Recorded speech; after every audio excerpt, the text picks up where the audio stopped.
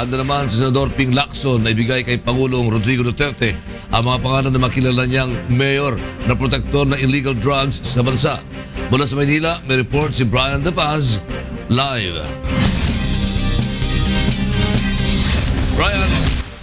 Yes, Lakay, may 5 mayor o alkalde na alam si Senador Panfilo Lacson na nagsisilbing protektor ng iligal na droga sa bansa. Ito ang sinabi ng senador matapos na idulog sa kanya ng ilang PNP official ang kanilang reklamo sa mga ito.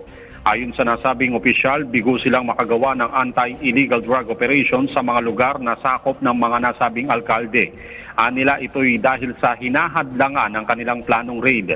Ayon kay Senador Lacson, nakahanda niyang isumite kay Pangulong Rodrigo Duterte ang mga nasabing pangalan kung wala pa ang mga ito sa listahan ng Pangulo.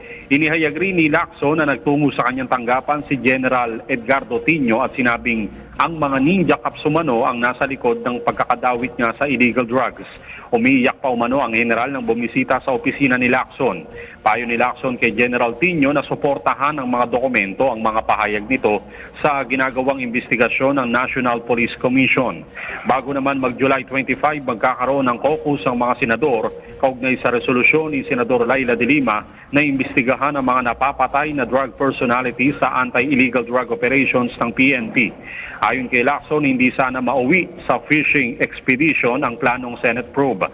Pabori ng senador sa panukalang ilayo ang bilangguan ng mga high-profile inmates upang maiwasan ang pagpasok ng mga kontrabando tulad ng illegal drugs sa National Bilibid Prisons. Samantala, ngayong araw, Lakay, naghain naman ng resolusyon si Senador Juan Miguel Zubiri upang ipanawagan sa lahat ng mga ahensya ng pamahalaan na striktong ipatupad ang mandatory random drug testing upang gawin ito sa iba't ibang sangay ng pamahalaan. Ngayong araw nga ay pinangunahan ng nasabing senador ang pagpapadrug test dito sa Senado. Balik sa iyo, Lakay. Maraming salamat, Brian De Paz, nag-uulat mula sa Maynila.